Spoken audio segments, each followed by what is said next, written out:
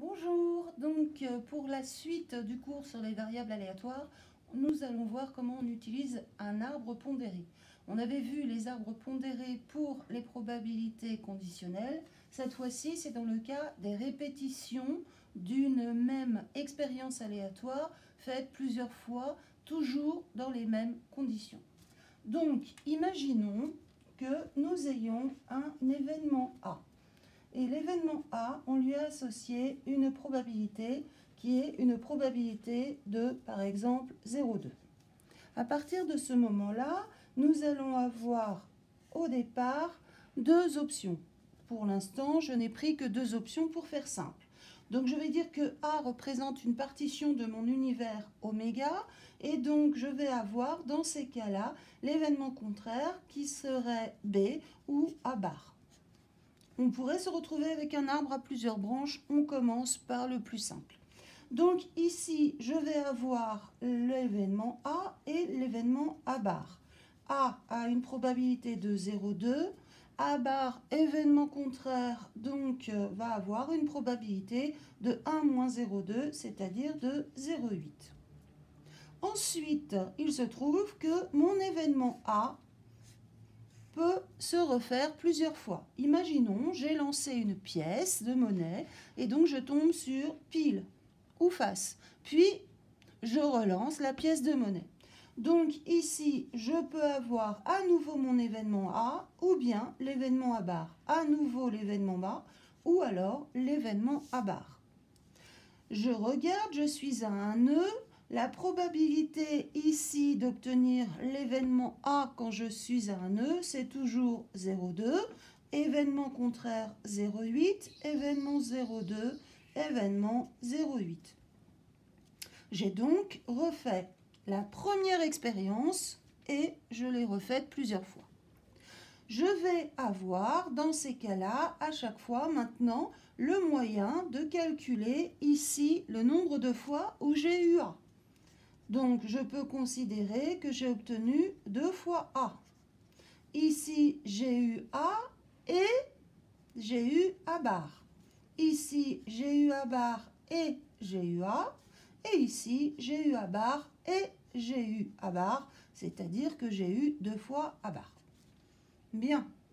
Imaginons une variable aléatoire.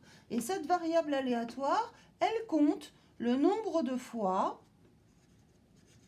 où nous avons obtenu A. Je regarde, ici, donc, ma variable aléatoire me dit que j'ai obtenu 2 fois A. Ici, si je regarde, j'ai eu une fois A. Ici, j'ai eu une fois A. Et là, je n'ai pas eu du tout le A. Donc, la variable aléatoire qui correspondrait au nombre de fois où A a été obtenu, je compte le nombre de fois où A a été obtenu par rapport à un chemin. Donc ici, je vais avoir 2 fois A, x vaut 2. Ici, j'ai obtenu A, puis A bar, je n'ai qu'une fois A. Ici, j'ai A bar, puis A, je n'ai qu'une fois A. Et ici, j'ai A bar et A bar, je n'ai pas du tout eu de A. J'ai combien d'issues en fait? Ici, je m'aperçois que je n'ai que 3 issues possibles. Quelles sont les probabilités que je vais pouvoir affecter?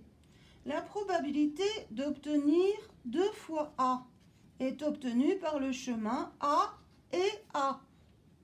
Donc, vous savez, ça va être le produit des probabilités.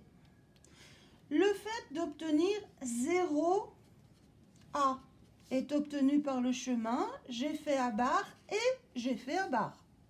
Donc, ici, je regarde, ça va me faire 0,8 fois 0,8.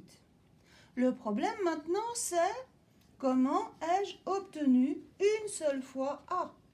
Je l'ai obtenu parce qu'il y a 2 chemins possibles. J'ai obtenu A et A bar, ou bien, donc union, j'ai obtenu A bar ou A.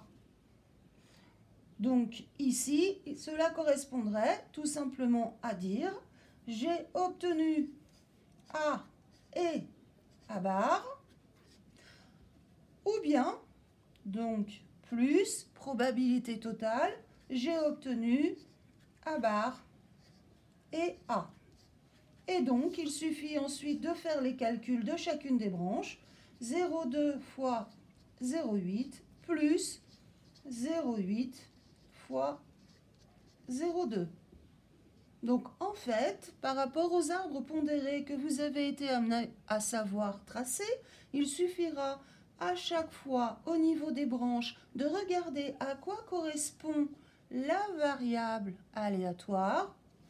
Et quand vous aurez décompté ici tous les chemins possibles, vous n'aurez plus qu'à effectuer le travail de comptage.